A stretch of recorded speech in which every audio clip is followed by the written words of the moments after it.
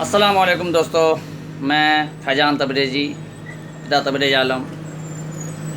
मेरा मकान बिहार के ज़िला अररिया के गांव डोरिया सोनापुर के हम रहने वाले हैं और इसी गांव में मैं आपको बता रहा हूं।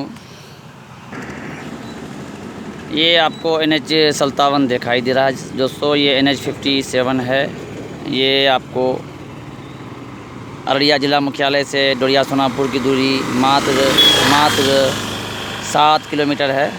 और हमने लोगों के बैठने के लिए, लोगों के आराम के लिए हमने एक छोटा सा मकान बनाया हुआ है कि जहाँ पे यात्री लोग और लोगों को प्रकृति से जोड़ने के लिए हमने इस छोटे से मकान को डेकोरेट किया है अपने स्तर से, नेचुरली डेकोरेट। ये आपको एक गेट नज़र आ रहा है, ये बांस का बना हुआ एक गेट है। और हमने यहाँ पे गार्डन लगाया है।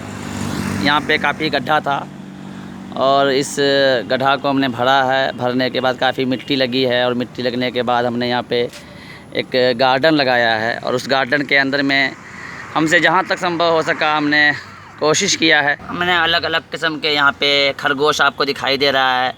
हमने खरगोश को यहाँ पे एक जोड़ा खरगोश आपको दिखाई दे रहा है, हमने यहाँ पे खरगोश भी रख दिया है। ये देखिए कितना मदमस्त हो के खरगोश खेल रहा है इस गार्डन में, ताकि जब लोग यहाँ पे आए तो वो खुद को प्रकृति से जोड़ सके, प्रकृति से उनका प्रेम बढ़े। और जब आप अंदर में जाएंगे और जब यहाँ एक छोटे से रूम के अंदर में जब आप आएंगे, यहाँ पे बैठने का आपको इंतज़ाम है। यहाँ पे आपको ये पानी भी रखा हुआ है, ये ठंडा पानी का हमने इंतज़ाम कर दिया है ताकि लोग यहाँ पानी पी सके। और चरिंद परिंदा जिसे आपको दिखाई दे रहा है स्क्रीन पे, ये तोता है।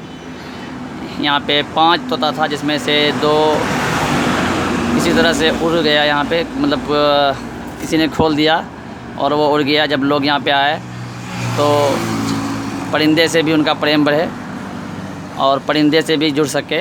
इस सोशल साइट की ज़िंदगी में यहाँ पे हम लोग समाज से कट चुके हैं, प्रकृति से कट चुके हैं, फिर से खुद को प्रकृति से जोड़ पाए। अगर कोई मुसाफिर यहाँ पे धोखा पहुँच जाए तो आकस्मिक उनके लिए यहाँ पे हमने तमाम तरह का उस तरह का व्यवस्था किया हुआ है।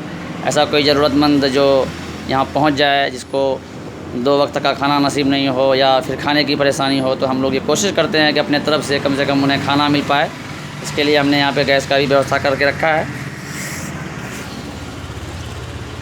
और ये आपको सामने जो गार्डन नज़र आ रहा है, ये फूल नज़र आ रहा है। मात्र दोस्तों मैंने फरवरी 2017 में इस गार्डन को लगाया था, एक कोशिश किया था हमने। तो ये बाग को हमने लगाया था, फुलवाड़ी को लगाया था, पेड़ पौधे को लगाया था, ताकि लोग जब यहाँ पे आके बैठें तो परिंदों को भी देखें, जानवरों को भी देखें और फूलों से, पेड़ों से, पौधों से उनका एक लगाव हो, उनका भावनात्मक जुड़ाव हो सके। और आपको एक अलग नस्ल का कुत्ता, इसे डॉबरमैन कहा जाता है, इस कुत्ते को डॉबरमैन कहा जाता है। इनका नाम ब्लैकी है, ब्लैकी सो गया। स्टैंड अप ब्लैकी, खड़े हो जाओ ब्लैकी। हाँ ठीक है, खड़े हो गया ये। सिट डाउन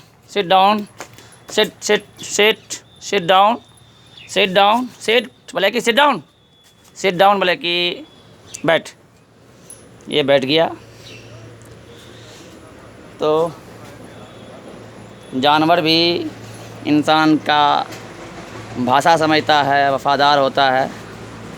और यहाँ पे भी एक छोटा सा एक रूम हमने यहाँ भी बनाया है कि ताकि आदमी यहाँ भी आराम कर सके। तो इस तरह से NH से सटे हुए हमने आम लोगों के लिए एक छोटी सी कोशिश किया है दोस्तों। आज देश में जहाँ पे मॉब लिंचिंग की घटनाएं हो रही हैं, लोगों का ध्यान प्रकृति के प्रति, मानवता के प्रति, भाईचारे के प्रति ध्यान कहीं ना कहीं बट रहा है। हमने फिर से कोशिश किया है कि हम लोग किसी न किसी मंच से भाईचारे का, मन का, शांति का पैगाम दें। तो जनाब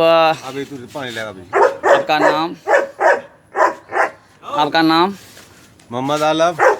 तो ये जो आप बता सकते हैं कि आप यहाँ पे आए हुए हैं सेटअप प्ले की, आप बता सकते हैं कि यहाँ पे जितनी सारी सुविधाएं लोगों के लिए करके रखा है, आप क्या कहेंगे? बहुत फायदा लिए।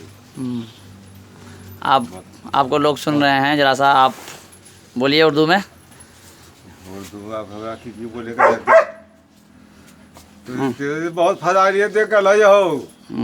ये भाई, हाँ, ये भाई साहब कह रहे हैं कि ये बहुत फायदे के लिए आप लोगों ने किया है। जनता की जिसकी दिल खुश यहाँ। चलिए, इनका कहना है सभी का दिल यहाँ काफ़ी खुश है। तो दोस्तों, आपकी क्या राय है? हम आपसे आपका सुझाव चाहेंगे, या जो इस तरह का कोई सहयोग कर